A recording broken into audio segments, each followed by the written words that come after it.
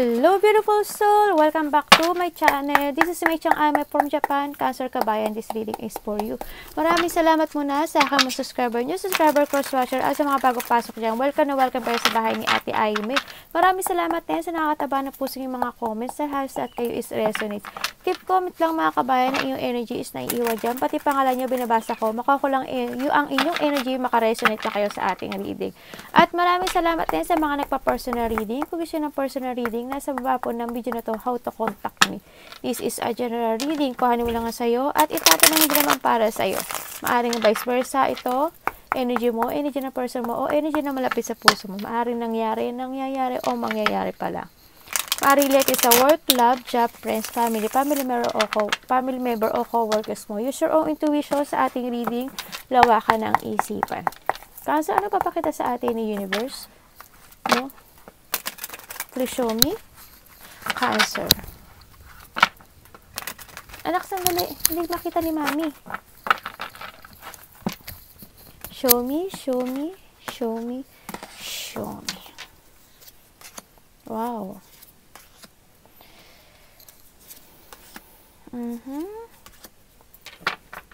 Siguro it's time to heal, ano? Nakikita ko dito sa iyo, Cancer, ano? Kasi masyado kang emotional sa ngayon, no? Sa nakita ko dito. Nakita ko naman may mga tao na nag-a-advise sa iyo when it comes dito. Baaring ikaw is may trouble din, ano? O you need to transform na din talaga sa buhay mo, no? Kasi nahando sa nakita ko na pagod ka na ang dami mo ng deep wounded, ang dami mo ng deep wound, ang dami mo ng bate na sinagupa when it comes sa buhay mo. Pero still nakatayo ka pa rin and keep fighting ka pa rin, no? Sa nakita ko dito. Basta wag ka lang susuko sa nakita ko dito. Kung ano mga yung goals na gusto mong mangyari na when it comes to your life, huwag ka susuko, keep fighting lang, ano, sa lahat ng mga pagsubok na darating sa buhay mo. Kailangan mo ng healing, ano, medyo nakikita ko dito na kailangan mo rin mag-isip o kailangan mo magkaroon ng, mag-rest, ganyan. Kailangan mo muna mag-recharge, mag-relax. Kung kailangan mag-travel ka, umuwi ka na bansa, o mag-travel ka na dyan lang, para makapag-relax, why not? No? Ang nakita ko dito. Kasi nakikita ko masyado ka ng pagod sa buhay, na hindi tayo yung part na pagod ka na siguro very slow movement lang itong nakikita ko sa'yo. Kasi siguro habang papalayo ka at nagmo-move ka at nililibihay mo lahat na nakakapagpabigat sa buhay mo, nararamdaman mo pa rin yung sakit. Handito yung sa healing journey mo to eh. Handito na yung process ng moving after your difficult time. Sa nakita ko dito, handito na yung nagiging wiser ka na, o you need to be wiser and stronger. No? Sa nakita ko, you need na rin na i-let go whatever holding you back sa nakaraan. Sa nakita ko to, and going toward to the future. Kailangan na ng change, kailangan i-release to mga baggage na to. And nakita ko may travel nga iba, no? Baka may travel soon kayo. Nakita ko rin dito na kailangan na ng transition. You need to accept the lesson. No? Accept the lesson. Nagiging masyado kasing emotional sa ngayon. No? Kailangan mo na siguro mag-moving forward. No? Kailangan mo mag-take it action, no? Dito. Kasi dito yung part, always think positive. No? To make a new direction. There's a success. May nakita kasi akong idea sa'yo to moving forward. And ito yung success kasi nakita ko sa'yo.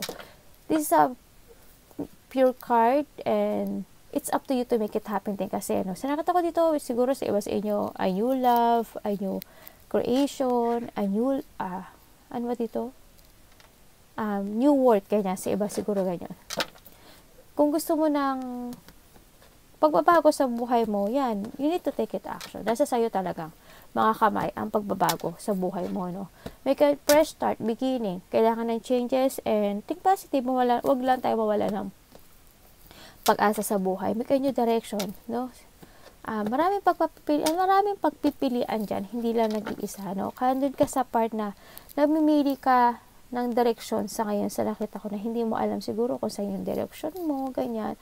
Kasi nakita ko naman na may there's a person ako nakikita na nagkaroon ng secret o hidden sa'yo, no? Sa nakita ko dito, maaaring hindi niya sinabi yung totoong meron siya, o yung mga sikreto niya, baka may secret siya. Nakita ko rin na hindi kayo nakapagtutulog, baka kulang kayo sa tulog, kakaisip sa gabi, medyo magtulog-tulog tayo para magkaroon tayo ng energy na harapin yung buhay, no? Basta wala lang susuko, Ace of Wands. Trust your intuition, no?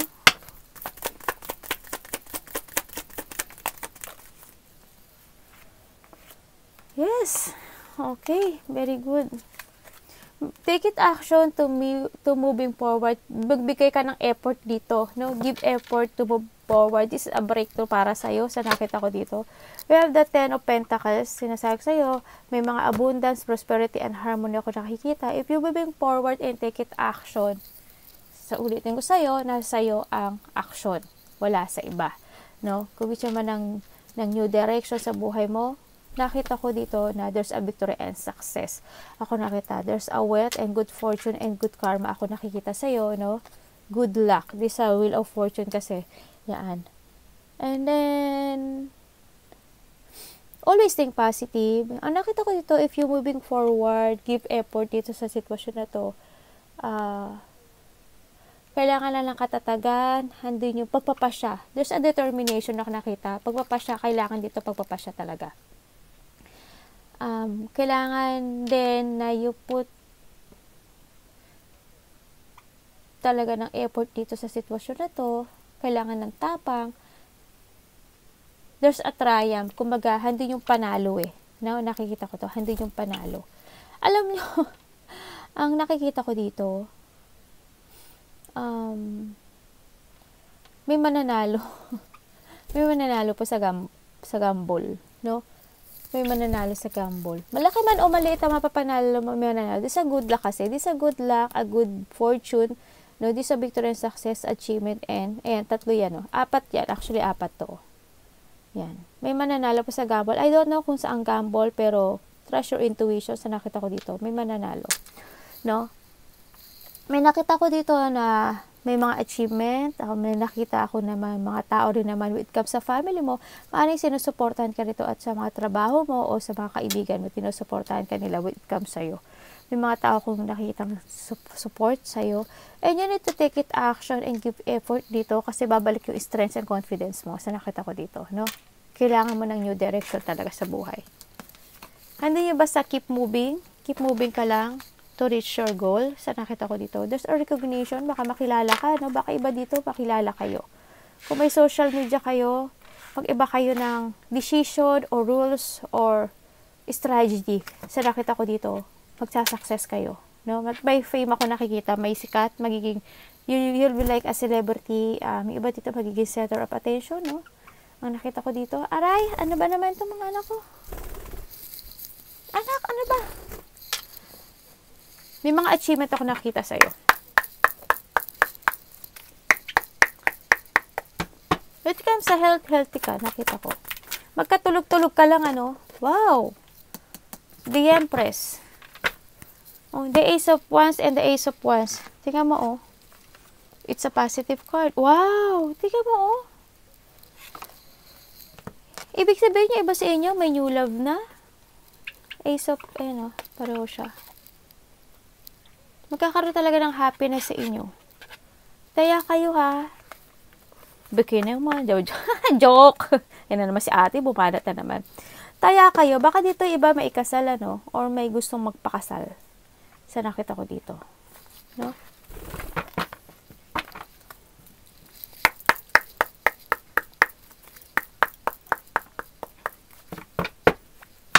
May darating na new love sa inyo.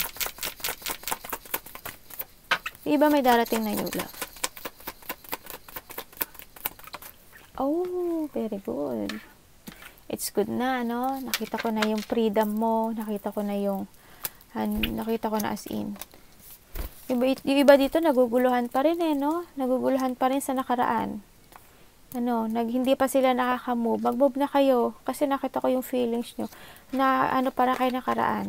Napipigilan pa kayo ng nakaraan to make a new beginning, no? Ang nakita ko dito,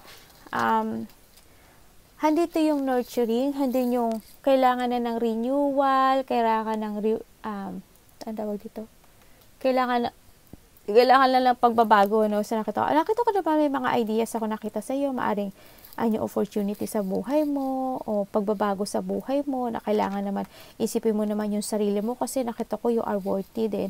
Sa nakita ko dito na kailangan mag-focus ka sa sarili mo. Mas mahalin mo yung sarili mo sa ngayon, no?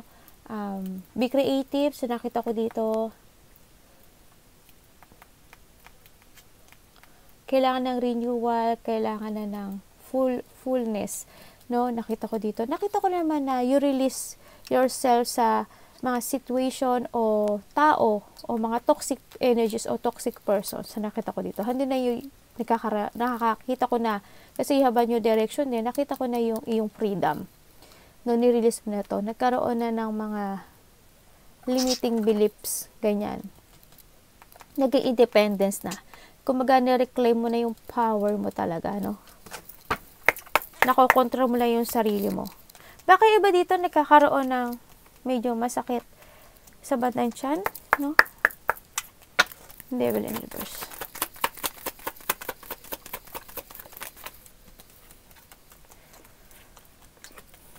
Okay, maaring meron kayong, okay, umalis na kayo sa mga sitwasyon talaga na hindi na nag-work sa inyo, no? Sa nakita ko na hindi na nag-work na nakita ko nagtitiis kayo. Na nakita ko rin na may mga tao talaga na in the past nakita ko sa iba na nagkaroon na ng mga tao na hindi nagbigay sa iyo ng katotohanan o naging liar, dishonest sila, naging babaero o lalaki sila. Mga tao na mahilig lang sa one night stand na sex o mahilig sa sex.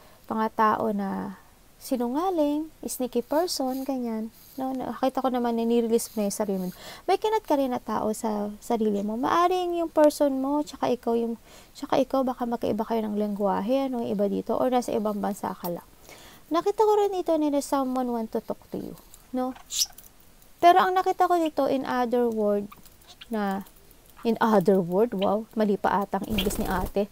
Nakita ko dito sa ibang mensahe na you follow your heart, na i-release yung sitwasyon o yung sarili mo dito. Na mas nakita mo naman na yung sarili mo na I'm important. Yan na nakita ko dito. Nakita mo na yung katotohanan kasi matalino kang tao, Cancer. Matalino kang tao. You are a person din na you offering a support and advice sa mga tao. Very intuitive ka rin. Andun din yung pagiging suporta. Mabilis ka mag-isip actually, no? Iba siya mabilis mag-isip, very honest, magaling kayo sa pakikipag-communication. You are not biased. You are fair. Kumbaga, sa nakita ko dito. Two of Cups.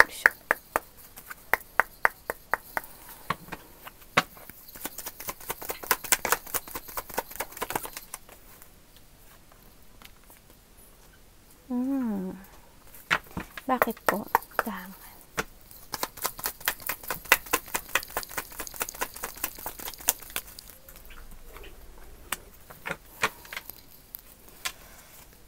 Iba sa inyo may trouble, ano? You need to protect yourself, no? Sa nakita ko dito. If it comes sa relationship, ikaw talaga yung give ng gift or mahilig. Iba sa inyo mahilig magbigay ng gift. No? Baka meron kayong charity or mahilig lang talaga kayong tumulong sa nakita ko dito. As long as kaya nyo tumutulong kayo eh. Sa nakita ko dito naman din na there's a person na medyo in the past, yung nakita ko dito na may pagka hot temper or may pagka babaero siya. Hindi siya ganun ka-serious. They want together na sa'yo. Gusto niya ng union. Pero nandun siya sa part na they waiting or naghihintay siya. Na-stuck pa siya actually. Na-stuck pa siya dito. Wala siyang ginagawa eh. I don't know why. There's a tragedy. Ako nakikita sa kanya o may pinaplano siya. Ganyan. Wala pa siyang ginagawa. Nag-iisip pa siya kung ano yung dapat niyang gawin. Wala pa siyang kilos. Pero gusto niya ng union. Gusto niya uli ng harmony sa'yo. No? Bakit ano? Ba't ka nahan dyan? Bakit? Anong pakay mo sa pakipagkita? Yung nag-iisipan niya kung kailangan ka na niyang i-withdraw o kailangan niya bumalik sa'yo. Oh, okay. Andun yung nagkakaroon siya ng self-doubt. Kumbaga, nagkakaroon siya ng pagdududa sa kakayahan niya. Siguro naisip niya na kung babalik siya, tatanggapin pa ba ako nito? Kung babalik siya, wala siyang confidence. Lack of confidence kasi siya. Naghihintay siya ng mga enlightenment, katotohanan, o baka may hinihintay siya na baka nag-text siya sa'yo, baka hinihintay niya yung reply mo, ganyan. Yung part na yung kahinaan niya sa ngayon. Siguro mayroon siyang ginawa sa'yo na masama, kaya ganun siya. Pakiramdam niya na parang hindi ata siya ganun kasapat pa para bumalik sa'yo, baka nagkasala nga siya, no? Or vice versa to. Yung low self-esteem sa nakita ko. Yung insecurity sa sarili. Na wala yung tibay ng loob niya. Mo.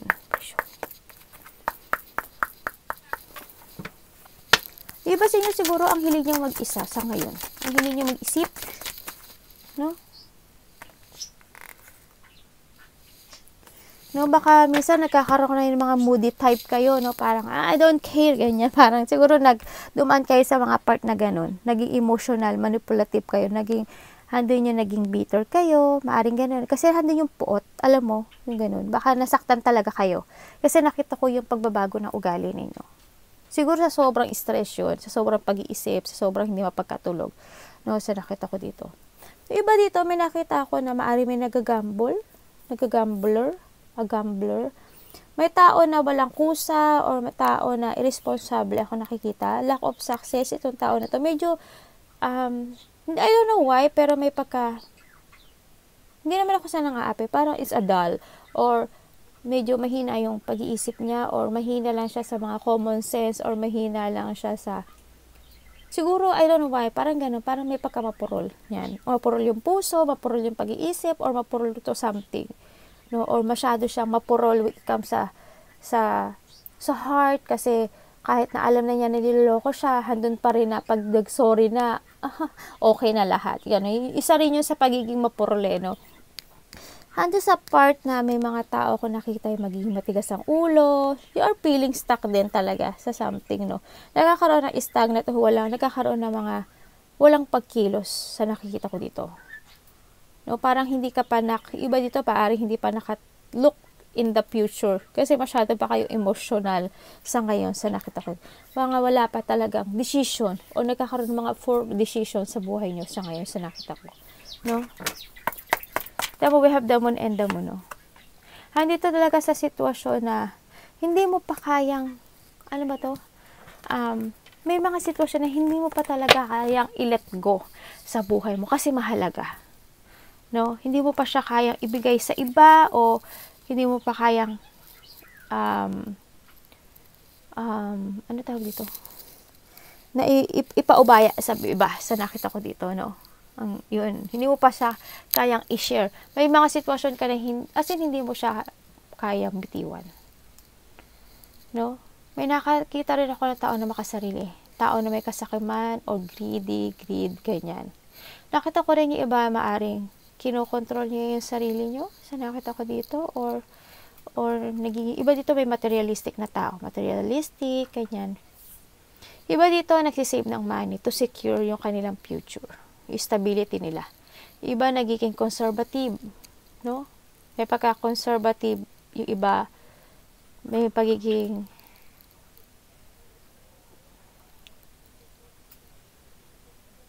tingnan natin kung ano pa yung makita ko. Ano po yung ano pa po ang damon?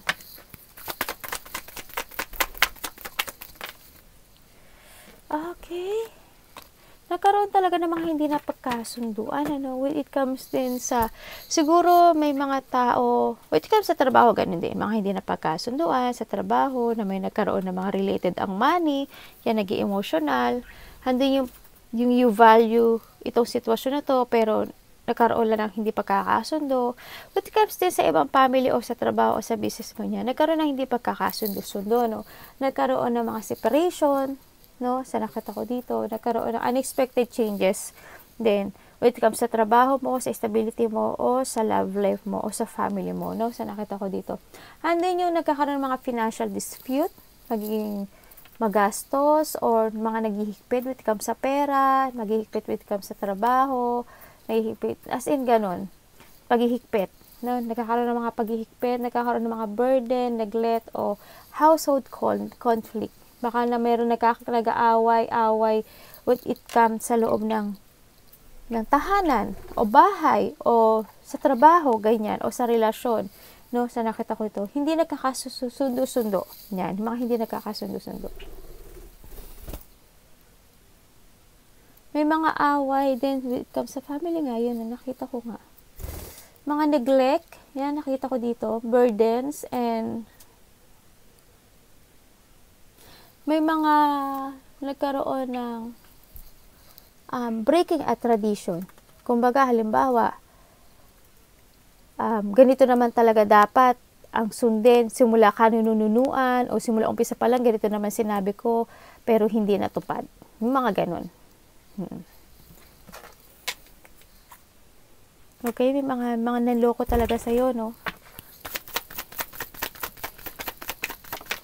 Hindi ba ikaw naloko sa pera? Iba, oh God. Ingat baka ingat lang din. Sabi ko na nga, baka sasabi ko lang. Baka iba sa inyo, magkaroon ka ng problema na related ang money. Related ang money, ang job, ganyan, no? Yan, medyo may mga tao ko nakikita na maybe a part of the family sa iba, a friend, a close relationship, malapit sa puso, sa nakita ko dito, na medyo lalaruin kayo, no, sa nakita ko dito, na maaaring makipag-cooperate sila sa iyo, tapos hindi naman pala, baka pagsisihan nyo lang. May mga pangliling lang kasi ako nakadito, na parang handun yung hindi nyo mapapansin na nililing lang kayo, kasi this person is very concerned, and mapagbiro, palatawa, paganyan, as in, maalaga. Hindi nyo mapapansin na niloloko na pala kayo, nanililing lang kayo. Kasi itong tawag talaga sa hidden potential, no, nakita ko dito. Manipulative.